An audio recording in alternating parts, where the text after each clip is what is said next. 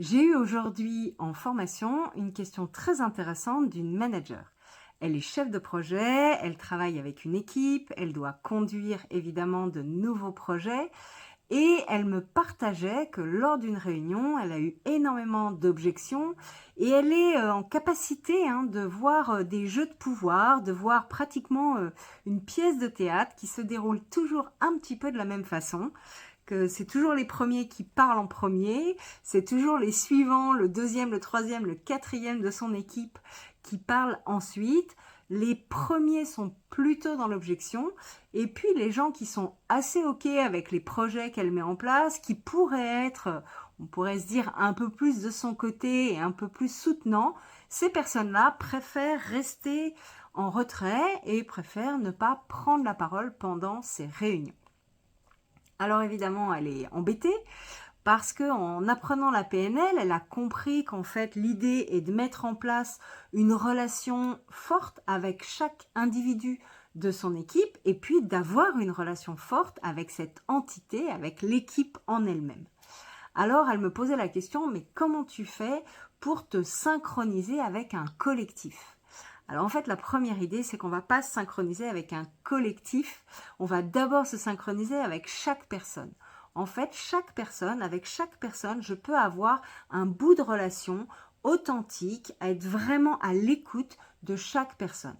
Je vais avoir une écoute, évidemment, d'audition, je vais écouter avec mes oreilles, mais je peux aussi écouter avec mon observation, avec mes yeux et écouter avec mon corps. Et donc, en PNL, on apprend à se synchroniser. Attention, se synchroniser n'est absolument pas de l'imitation.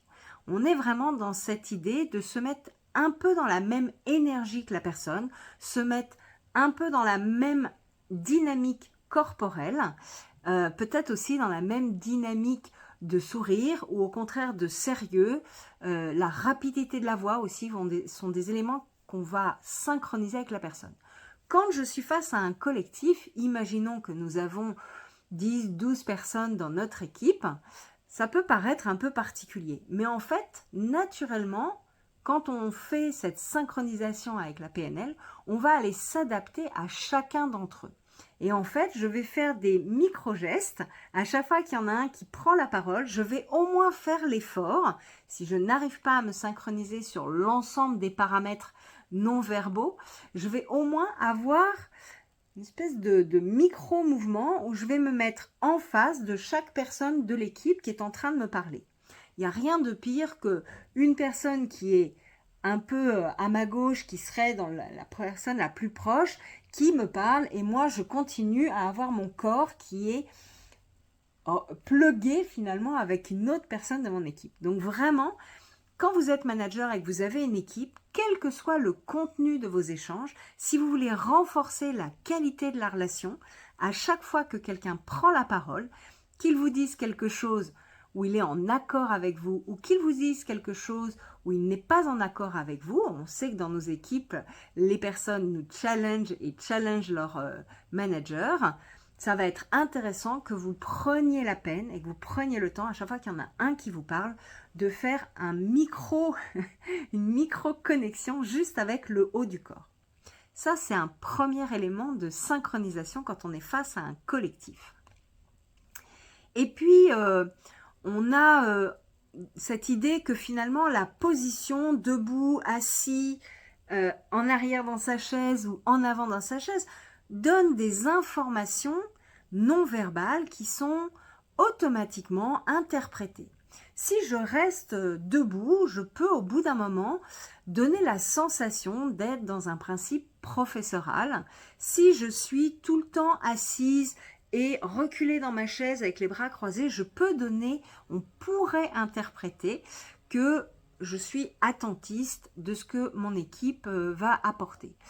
En fait, l'idée, c'est de se synchroniser à nouveau. Imaginons une équipe qui est très réfractaire.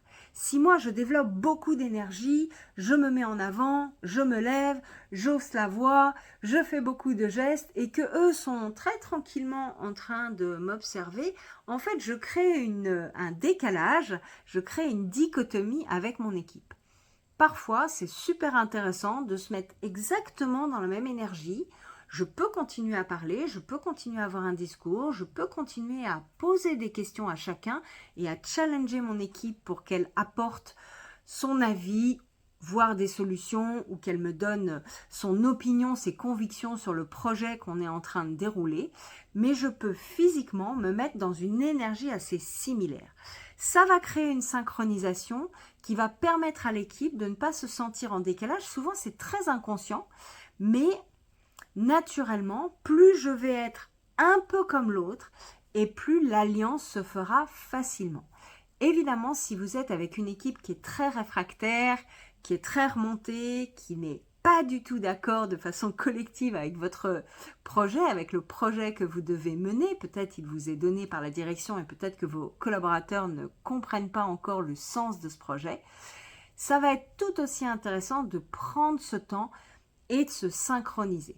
Souvent, les équipes sont assises, j'engage souvent les managers à s'asseoir à leur tour et à avoir des temps où, même si on doit présenter du PowerPoint, même si on peut prendre une position un peu plus de leader et de facilitateur, on peut aussi par moment s'asseoir, prendre le temps, regarder son collaborateur, donner la parole et se mettre dans une énergie similaire. Évidemment, je peux reprendre une posture de leader pour décider, pour challenger, pour refaire du PowerPoint, pour redonner du cadre, puis me rasseoir pour faire parler chacun et être sur un principe de collaboration qui va être beaucoup plus pratique quand on va être au même niveau physiquement, même si nous ne sommes pas au même niveau hiérarchiquement.